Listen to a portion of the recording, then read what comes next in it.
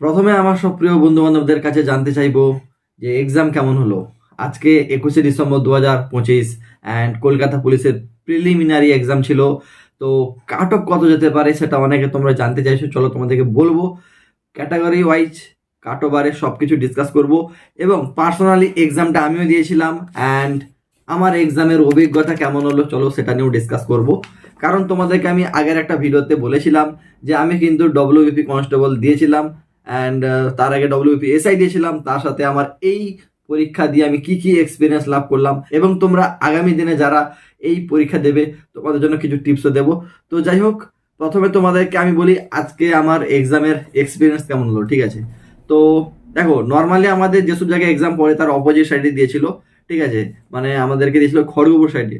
তো সেখানে গেছিলাম পরীক্ষা দিতে। তো যাই হোক, তাড়ি পৌঁছে গেছি। এই শীতের টাইমে না ভোর ভোর পরীক্ষা দিতে যাওয়াটাও একটা চ্যালেঞ্জের ব্যাপার। তো যাই হোক, পরীক্ষা তো দিতে গেলাম, আর হাতে মাত্র 1 ঘন্টা সময়। তো দেখতেই পাচ্ছ গাইস, তোমাদেরকে আমি দেখাই ভালো করে। এই যে কোয়েশ্চেনগুলো আমি সলভ করেছি তোমরা দেখতেই পাচ্ছ। তো প্রথমে তো বলো কে কত অ্যাটেম্প্ট করেছো, কমেন্ট করে জানাও। তো দেখতে পাচ্ছ গাইস, এইভাবে কোয়েশ্চেনগুলো সব অ্যাটেম্প্ট করেছি। আর কাট অফ কত যাবে সেটা বলার আগে তোমাদেরকে আমার পার্সোনাল এক্সপিরিয়েন্সটা বলছি যে অ্যাকচুয়ালি কোয়েশ্চেন কেমন ছিল। ঠিক আছে, কারণ অনেকে বলছে কোয়েশ্চেন ইজি, কেউ বলছে কোয়েশ্চেন মডারেট, কেউ হার্ড। বিভিন্ন বিভিন্নজন বিভিন্ন মানে মতামত করছে। তো দেখো, আমি তোমাদেরকে বলবো আমার পার্সোনাল এক্সপিরিয়েন্স অনুযায়ী, কারণ 3টা পুলিশের এক্সাম দিলাম এই বছরই। তো প্রথম এসআই দিয়েছিলাম, তারপরে কনস্টেবল দিলাম, তারপরে কেপি দিলাম। ঠিক আছে, তো যাই হোক, এই যে আমাদের কেপি কনস্টেবল 1 ঘন্টা টাইম ছিল, 100টা কোয়েশ্চেন ছিল। তো আমি ভেবে রেখেছিলাম যে টাইমের তো শর্ট হবেই হবে, তো কুইক করার চেষ্টা করছিলাম। আর যে মানে আমার একটা রুমে বসছিলাম না, ঘড়ি দেয়নি, কি বলবো। তো স্যার ম্যাডামরা যাই হোক টাইম বলে দিচ্ছিল, সেজন্য সুবিধা হয়েছে। তবে ঘড়ি দিলে আর একটু সুবিধা হতো, এরকম অনেকের এক্সপিরিয়েন্স হয়েছে। তো যাই হোক, দেখো কোয়েশ্চেন মানে পাওয়ার সাথে সাথেই ভাই অ্যান্সার তো করা শুরু করলাম। কিন্তু কি হয় যে টাইমের শর্টেজ।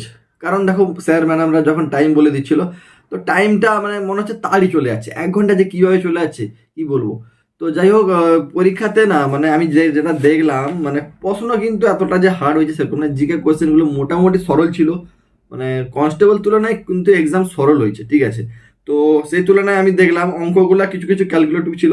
যেমন দেখো, আমি কিছু কিছু অঙ্ক পারবো, যেমন এই অঙ্কটা তোমরা দেখতে পাচ্ছ পারবো। আমি ভাবলাম যে এটা করতে তো সময় চলে যাবে, তো বাকি কোশ্চেন এই মানে এটা করার জন্য না ছাড়া হয়ে যায়। তো সেই জন্য আমি প্রথম ভাবলাম যে না, কিছু কিছু অঙ্কগুলো এড়ে যাই, পরে করব। ঠিক আছে, তো 100টা কোশ্চেন টাচ করলাম। তো মাঝে মাঝে যেগুলো ছেড়ে দিয়ে গেছিলাম না, পরের দিকে আর 5 মিনিটের টাইমের মধ্যে না 2-3টা হলো, আর বাকি যেগুলো ছিল সেগুলো কিন্তু ছাড়া হয়ে গেল।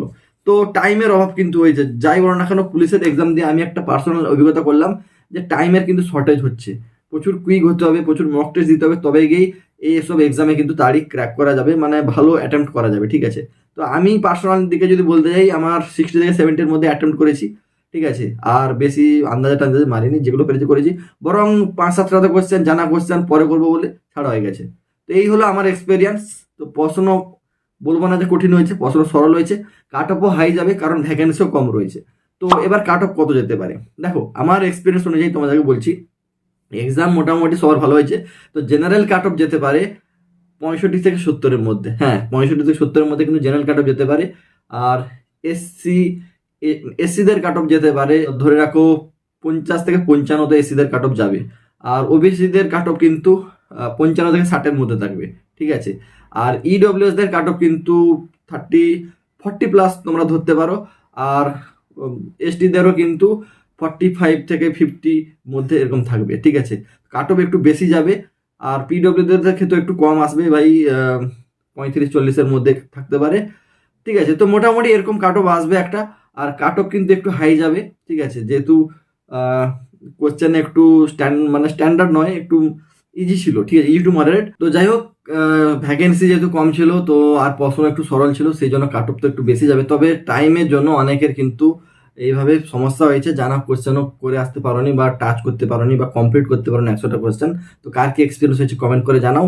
আর এখানে তোমাদেরকে একটা সাজেস্ট করবো যে পরবর্তী আরও অনেক এক্সাম আসছে, সেগুলোর দিকে টার্গেট করো।